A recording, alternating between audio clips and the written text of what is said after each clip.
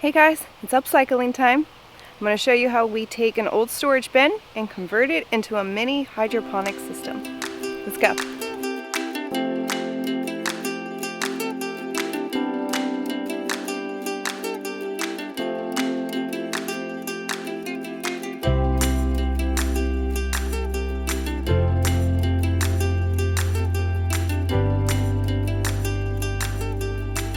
Alright guys, so for this upcycling hydroponic mini system, you're only going to need 8 items.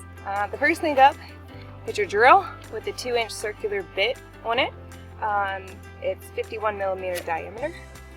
You need a razor blade, some gloves, not absolutely necessary, especially if you use like tablespoons and measuring cups for your nutrients that you're going to put in, but always good to have gloves.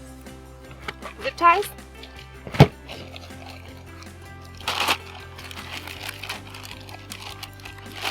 Nutting cups, 2-inch.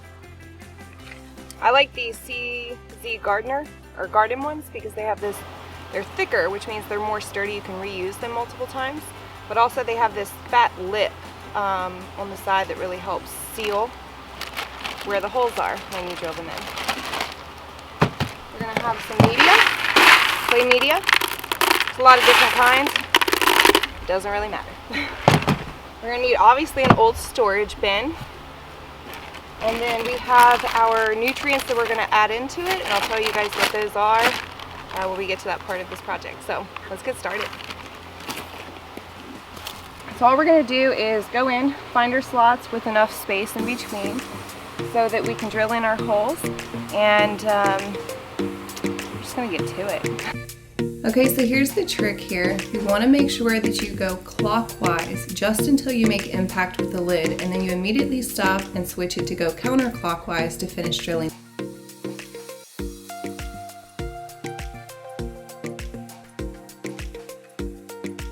So you can be really creative here and or meticulous depending on who you are. But the thing that's most important is you have to make sure you know what type of plant you're putting in here, if it's going to stay in here, so that you have enough space for them to reach out.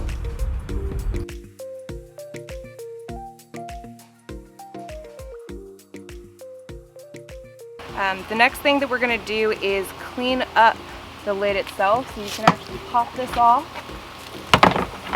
And most of the time I do this just using that razor blade on the inside of the lid, just around it. We don't need to do too much, we just want to clean it up so there aren't a bunch of little plastic particles or pieces that are still attached, which would make the cup, when we put it in, not sit flat, to make it secure. So that's really the objective of this step. Let's get to it.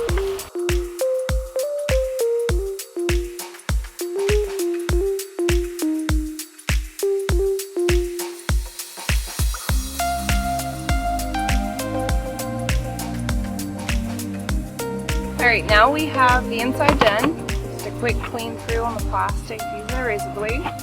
We're just going to do that same exercise on the front. Again, the whole goal of this is just to make sure there's not extra pieces of plastic that could keep the cup elevated.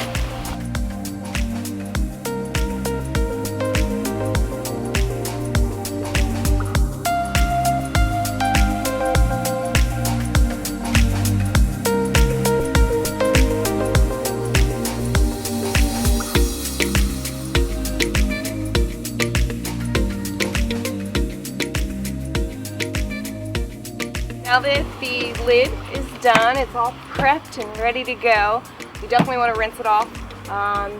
Get all of the plastic that has accumulated inside the bin from when you were drilling it, get that out. Clean around the edges if you need to go back through with your razor blade. I suspect my razor blade's like really dull, but if you find that you need to go back and do some cleanings, do that, and then of course wash it again and rinse it off again. And then it's on to the fill up part, which is my favorite part.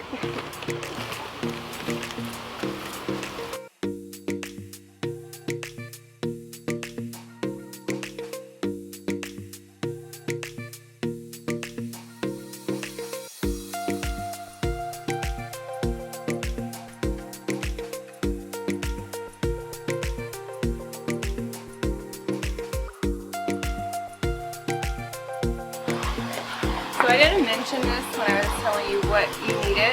You don't necessarily need this, but once you fill up water, it is important again for the water to be balanced across the tub so that all of the plants hit the same water level. So having a level is helpful before you fill it up, while you're filling it up, and after you fill it up.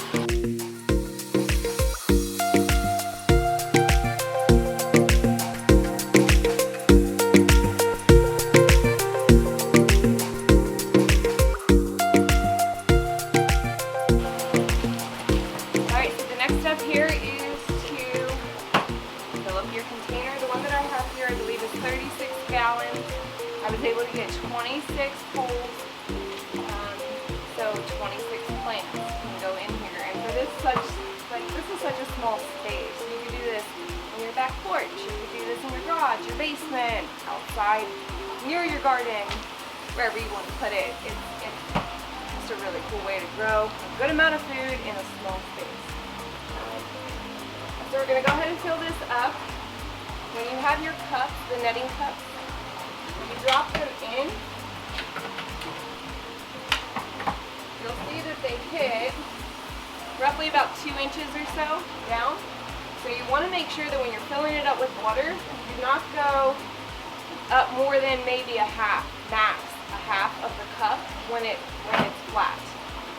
Because you still want at least ½ inch or so layer for an air layer so that the plants can still get oxygen to breathe, right? So we're going to go ahead and get this filled up. As far as the nutrients that you're going to need, there's three of the ones that I use. The first is Epsom salt. We also have a tomato and vegetable formula, which is 41838. This one is from Master Blend International. And then I also use calcium nitrate, which is 15.5-0-0. And this one is by Power Grow.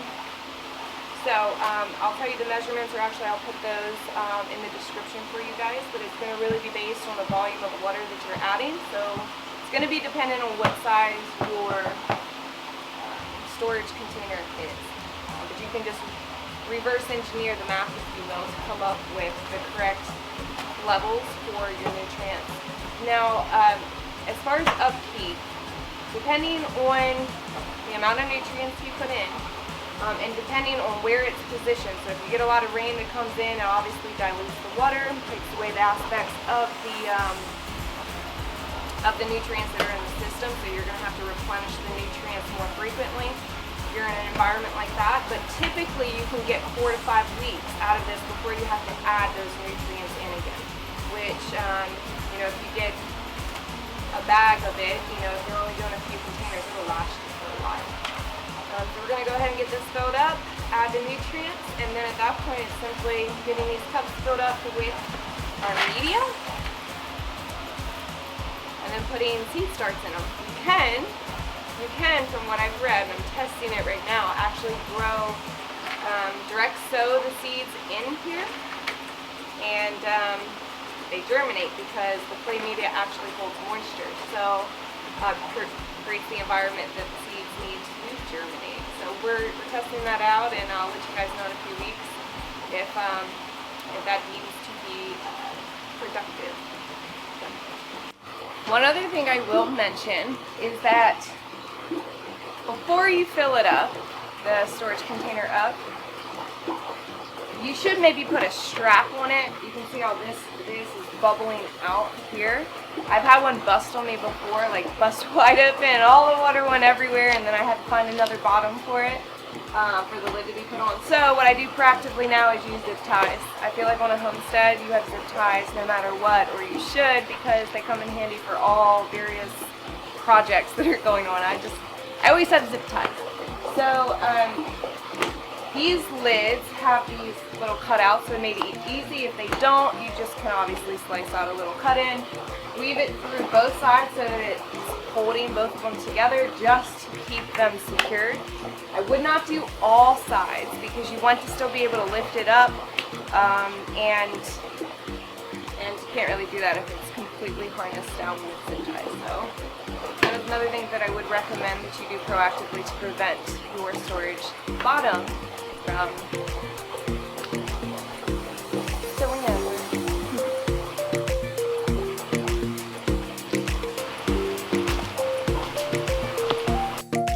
ways you can use the system are numerous. We have an aquaponics greenhouse, so we wanted to be able to have a staged setup so that we could continually grow food and continually produce. So to extend that span of time, we decided to leverage hydroponics to get the starts to a good size to transition over into the deep water culture bed for our aquaponics system.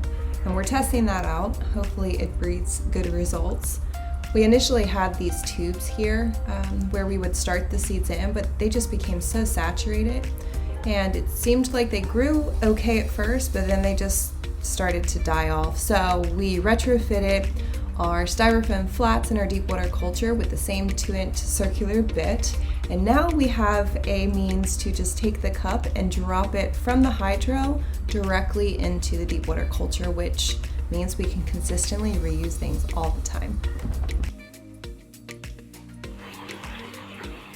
Alright folks, that's a wrap up for today. I hope you had fun. If you were able to join along, I hope you love your mini hydroponic system.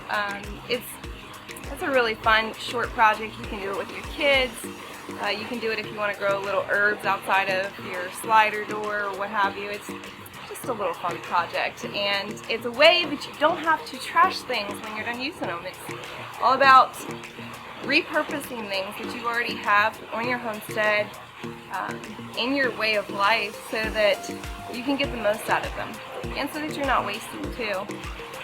Now, I was actually planning on shooting this video 2 weeks ago, but I wasn't able to because life. I mean, there's always unknown circumstances that crop up, adversity that presents itself, and I think that's, when I say homestead, I know it can be kind of played out these days, but homesteading to me means being able to cultivate and sustain your way of life where you live.